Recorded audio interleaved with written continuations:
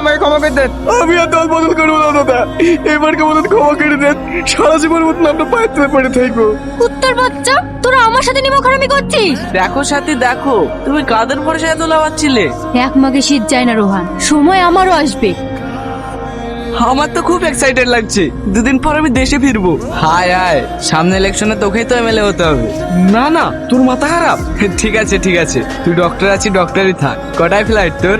এখন তো এখানে রাত, সকালে ফ্লাইটে উঠবো। দাঁড়া জিতু, তোর ভাবি ফোন করছে, বলো যান।